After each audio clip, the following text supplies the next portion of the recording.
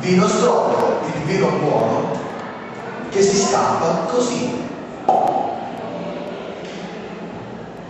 Bene, adesso diamo la degustazione olfattiva trattativa al nostro grande ed esperto vinologo Chicco da Riva.